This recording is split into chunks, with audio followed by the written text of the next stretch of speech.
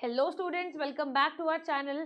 Start करने जा रहे हैं अपना chapter 3 metals and non metals का पार्ट 2, जिसमें हम कवर करेंगे NCERT back questions from 6 to 10। Start करते हैं अपने क्वेश्चन नंबर 6 से। आज का पहला क्वेश्चन है हमारा, which gas is produced when a reactive metal reacts with dilute hydrochloric acid. अब इस क्वेश्चन में हमें क्या बताना है, when a metal reacts with acid, और कौन सा एसिड लेना है हमें, dilute hydrochloric acid, that is HCl। हमने लेना है डाइल्यूट हाइड्रोक्लोरिक एसिड।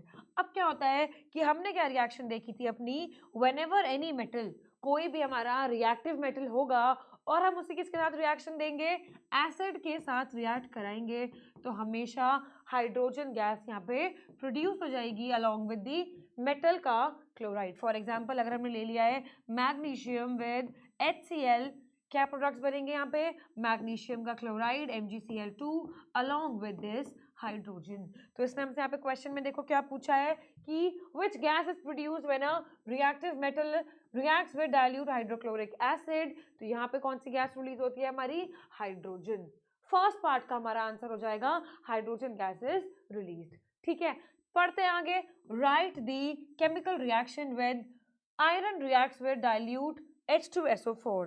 जब हमारा आयरन मेटल रिएक्ट करेगा H2SO4 के साथ, सिमिलर रिएक्शन है, क्या होगा, कौन सी टाइप की रिएक्शन आपको दिख रही है, ये वाली, मेटल रिएक्टिंग विद एसिड, कौन सी गैस रिलीज होती है हमेशा, हाइड्रोजन अलॉन्ग विद, देखो क्या प्रोडक्ट्स बन सकते हैं यहाँ पे, आयरन का सल्फेट, तो हम लिख देंगे FeSO4 and these will be the products जो हमारे बनेंगे यहाँ पे when iron will react with acid.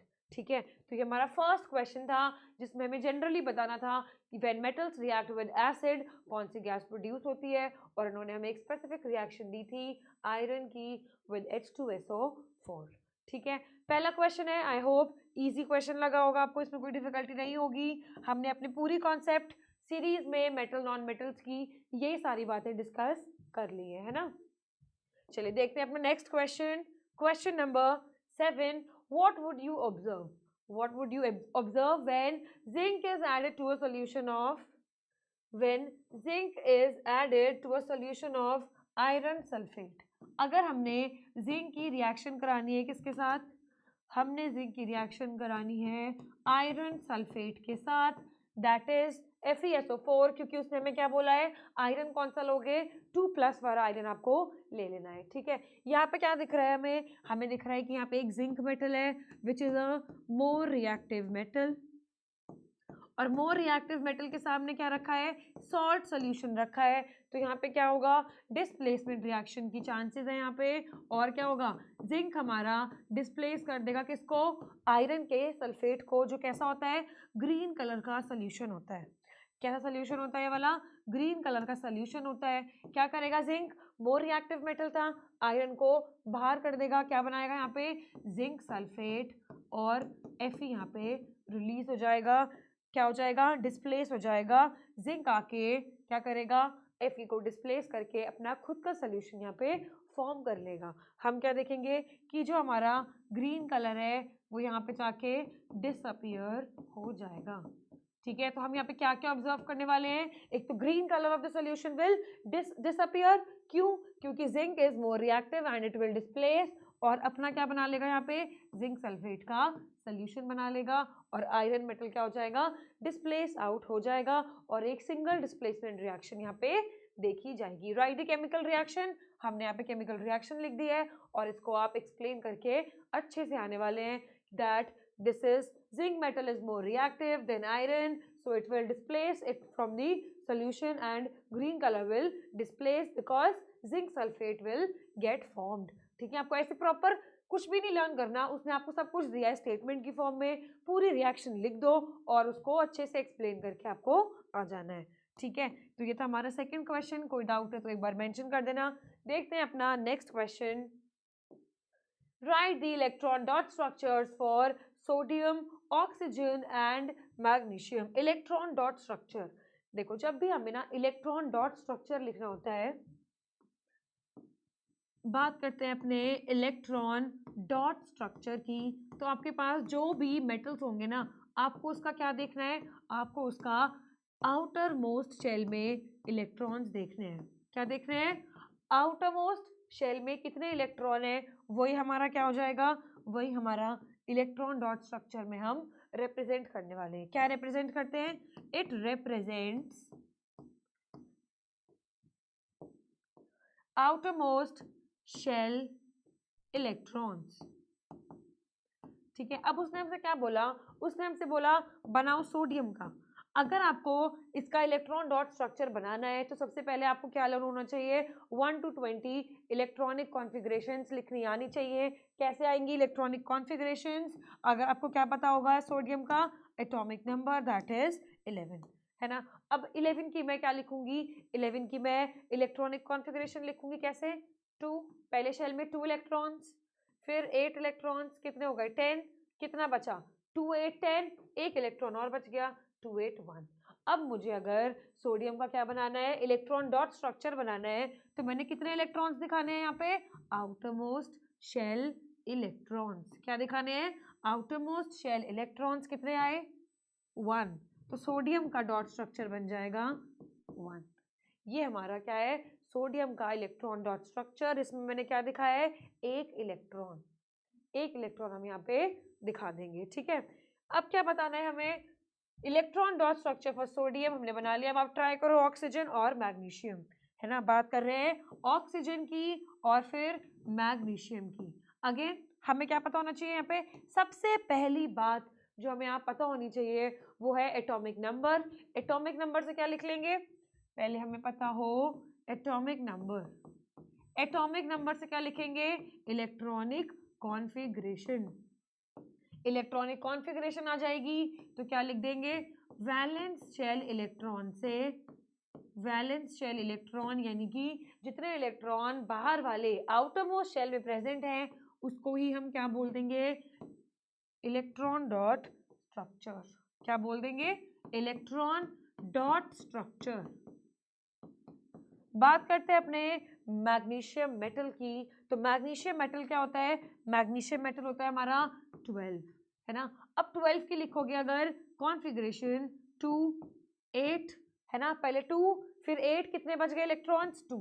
तो मेरा जो मैग्नीशियम का स्ट्रक्चर आएगा वो आएगा मैग्नीशियम। और कितने इलेक्ट्रॉन्स? वैलेंस इलेक्ट्रॉन चेक करो, 2 इलेक्ट्रॉन मुझे दिख रहे हैं, तो 1 एंड 2। तो ये क्या बन गया मेरा? Electron dot structure for the magnesium metal. Clear हो गई बात? अगर आपको कोई भी डाउट है, किसी और मेटल का पूछना चाहते हो, कमेंट कर देना, हम जरूर उसको डिस्कस कर लेंगे। ओके, बात करते हैं अपने ऑक्सीजन मेटल की।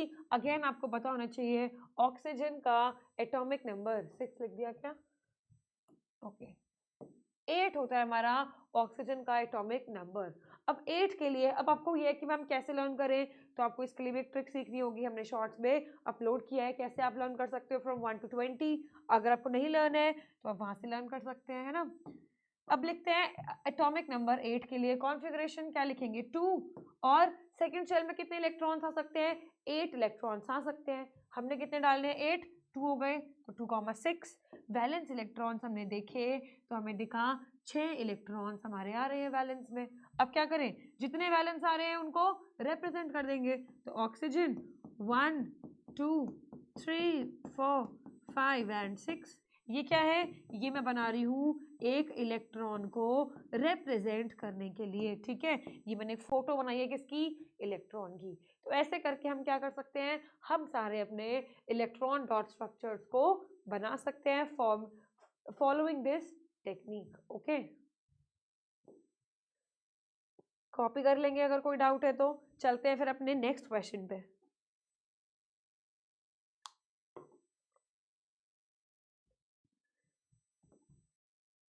पहला पार्ट था हमारा right electron dot structures for sodium, oxygen and magnesium, जो हमने देख लिया है ना। अब देखते हैं अपना next part. Show the formation of Na2O and MgO by the transfer of electrons. अब देखो ट्रांसफर ऑफ इलेक्ट्रॉन्स लिखा है, मतलब कौन सी बॉन्डिंग है? Ionic bonding. इसका मतलब हमें क्या दिखानी है? आयनिक बॉन्ड दिखानी है किसके बीच में? Na2O, है ना। अगर हमने लिया है Na2O। इसका क्या मतलब है? पहले आप देखो आपके पास क्या होने चाहिए, 2 सोडियम और 1 ऑक्सीजन। क्या होना चाहिए आपके पास? 2 सोडियम यानी कि Na and Na oxygen. Oxygen की अभी हमने कॉन्फ़िगरेशन लिखी, हमने देखा 6 इलेक्ट्रॉन्स आ गए थे, 1 2 3 4 5 एंड 6। ऑक्सीजन की कॉन्फ़िगरेशन लिखी थी 2,6। सोडियम की भी लिखी थी अभी हमने 2,8, 1 2,8, 1। अब हमें क्या करना है, आयोनिक बॉन्ड का फॉर्मेशन दिखाना है जिसमें क्या होता है, ट्रांसफर ऑफ इलेक्ट्रॉन। अगर हमें ट्रांसफर ऑफ इलेक्ट्रॉन दिखाना है तो क्या होगा, यहाँ पे लॉस भी होगा इलेक्ट्रॉन का और गेन भी होगा इलेक्ट्रॉन का। हमने पूरी डिटेल्ड वीडियो देखी है इस पे, है ना। अगर आपको यहाँ पे कोई डाउट है तो उस वीडियो को जाके जरूर चेक कर लेना है, हमने कैसे पढ़ा है आयनिक बॉन्ड्स का फॉर्मेशन। ठीक है, तो अब यहाँ पे क्या करेंगे, एक इलेक्ट्रॉन है, सोडियम एक इलेक्ट्रॉन क्या देगा, ऑक्सीजन को देगा। यहाँ से भी एक सोडियम एक इलेक्ट्रॉन ऑक्सीजन को देगा। यहाँ पे 2,6 था, अब क्या हो जाएगा 2,8 और ऑक्सीजन क्या हो जाएगा, 2 इलेक्ट्रॉन गेन करके O-2 फॉर्म कर लेगा। क्यों O-2? क्योंकि इसने कितने इलेक्ट्रॉन लिए, इसने एक इलेक्ट्रॉन यहाँ से लिया, एक इलेक्ट्रॉन यहाँ से लिया, 2 इलेक्ट्रॉन लिए तो क्या हो गया, 2 इलेक्ट्रॉन लेके 6 से 8 बन गया। और चार्ज कितनी आएगी, जितने इलेक्ट्रॉन गेन करे उतना माइनस चार्ज, तो क्या आएगा यहाँ पे O-2। सिमिलरली सोडियम की देख लेते हैं। सोडियम ने अब एक इलेक्ट्रॉन लूज किया है तो सोडियम क्या बनाएगा, 2,8 और Na+। सिमिलरली एक इलेक्ट्रॉन लूज किया है, क्या फॉर्म करेगा, 2,8 एंड Na+, है ना। तो ये क्या होगा हमारा आयोनिक बॉन्ड का फॉर्मेशन फॉर सोडियम ऑक्साइड। अच्छे से एक बार देख लो, एक बार कोई डाउट है तो पूछ लेंगे।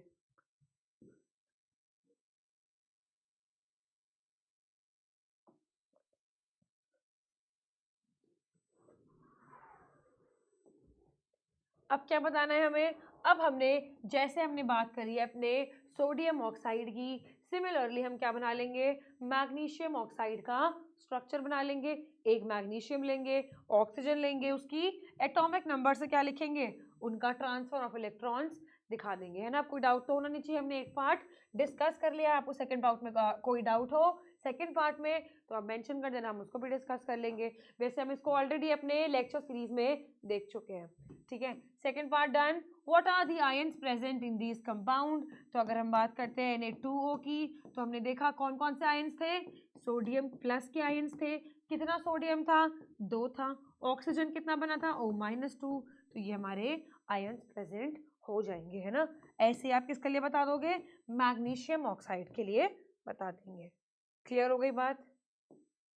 ठीक है, ऐसे करके आप पूरा अच्छे से एक्सप्लेन करके आएंगे। यहाँ पे क्या था, सोडियम का एक इलेक्ट्रॉन तो एक बना दिया, 6 थे ऑक्सीजन के लिए 6 बना दिए। Similarly for magnesium. Okay okay, now why do ionic compounds have high melting and high boiling points. Okay, high melting points के बारे में हमसे पूछा है कि जो हमारे आयोनिक कंपाउंड्स है ना, उनका हाई मेल्टिंग पॉइंट क्यों होता है। हम ये बात तो बहुत बार डिस्कस कर चुके हैं कि आयोनिक कंपाउंड्स हैं तो उसके अंदर क्या प्रेजेंट होते हैं, उसके अंदर आयंस प्रेजेंट होते हैं। कौन कौन से, पॉजिटिव आयंस, कौन कौन से, नेगेटिव आयंस। पॉजिटिव और नेगेटिव आयंस यहाँ पे प्रेजेंट है। अब अगर यहाँ पे आयंस प्रेजेंट है तो जो हमारा स्ट्रक्चर होगा किसी कंपाउंड का वो क्या होगा, क्रिस्टलाइन स्ट्रक्चर होगा। और जो हमारा क्रिस्टलाइन स्ट्रक्चर होगा उसमें जो आयंस होंगे वो टाइटली हेल्ड होंगे। कैसे आयंस होंगे हमारे, आयंस आर हेल्ड टाइटली। क्यों टाइटली, क्योंकि पॉजिटिव आयन है नेगेटिव आयन है, दोनों के बीच में स्ट्रॉन्ग फोर्सेस ऑफ अट्रैक्शन है। They are held tightly by the strong forces of attraction. ये जरूर लिख कर आना है, this is the main keyword. There are strong forces of attraction between these ions and therefore they are held tightly. अगर ये tightly held होंगे क्योंकि इनके बीच में क्या है, क्योंकि इनके बीच में स्ट्रॉन्ग फोर्सेस ऑफ अट्रैक्शन है, इसलिए इनके मेल्टिंग पॉइंट्स क्या रहते हैं, मेल्टिंग पॉइंट्स इनके रहते हैं high. Okay, so this is the reason why they have high melting points, क्योंकि इनके बीच में अट्रैक्शन बहुत ज़्यादा रहता है। देख लीजिए आपको क्या लैंग्वेज लिख कर आनी है, अच्छे से बिल्कुल कि that these have the strong interactions, forces of attraction and hence high melting and high boiling points. Okay structure कैसा होता है? क्लोजली पैक्ड स्ट्रक्चर होता है, उसके बीच में अच्छे खासे फोर्सेस ऑफ अट्रैक्शन प्रेजेंट होते हैं. Okay now simple definition terms हैं, what are minerals, what are ores and what is this gang, है ना. तो अब क्या होता है कि मिनरल्स होते हैं हमारे किसकी? कंबाइंड स्टेट जो होती है हमारी, क्या होती है? कंबाइंड स्टेट किसकी? मेटल्स की along with the non metals, उसको हम क्या बोलते हैं? मिनरल्स. ओके अब क्या होता है, हमसे पूछा है ओर्स. अगर हमें मेटल निकालना है, कहाँ से निकालना है मेटल? मेटल निकालना है फ्रॉम दीज मिनरल्स. कैसे निकालूंगी मैं निकालूंगी कन्वीनियंटली या फिर कुछ ऐसे मेथड से जो मेरे लिए कन्वीनियंट हो या फिर प्रॉफिटेबल हो. मतलब process of extracting metal from minerals, उसको हम क्या बोलते हैं? ओर्स. इस प्रोसेस को हम बोलते हैं ओर्स क्योंकि इसमें से हम मेटल को एक्सट्रैक्ट करते हैं. बात करते हैं अब गैंग की. अभी क्या होता है? इम्प्योरिटीज गैंग बोलते हैं या फिर गैंग यू. क्या होता है ये? इम्प्योरिटीज जो हमारी प्रेजेंट होती है किसके अंदर? ओर्स के अंदर. कैसी इम्प्योरिटीज मैम? इम्प्योरिटीज होती है हमारी अगर किसी ओर में से, कोई और है हमारा यहाँ पे, इसके अंदर से हमें क्या निकालना है? इसके अंदर से मेरे को अपना मेटल निकालना है ना. अब इस प्रोसेस में जो इसके साथ कुछ भी एक्स्ट्रा इम्प्योरिटी आएगी, कैसी इम्प्योरिटी हो सकती है? सच एज मिट्टी, है ना, सैंड या फिर क्ले इस टाइप की, या मड बोल सकते हैं, है ना. तो मड, सैंड, ये सब क्या होती है? हमारी इम्प्योरिटीज होती हैं जो कब आ जाती हैं? जब हम अपने मेटल को निकाल रहे होते हैं. कहाँ से? ओर में से या मिनरल्स में से. तो उसको हम क्या बोलते हैं? गैंग या फिर गैंग. ओके इंपॉर्टेंट है, इस पे क्वेश्चन बहुत बार पूछा जाता है ना. इसको इंपॉर्टेंट मार्क करेंगे. एक बार अच्छे से डेफिनेशंस की तरफ भी देख लेंगे. What are minerals? These are the combined states of metals generally with non-metals. The minerals from which metals can be conveniently and profitably extracted are called ores again. And then we have gangue. It represents the impurities such as mud, sand and clay. Okay, so एक बार copy कर लेंगे सारी बात.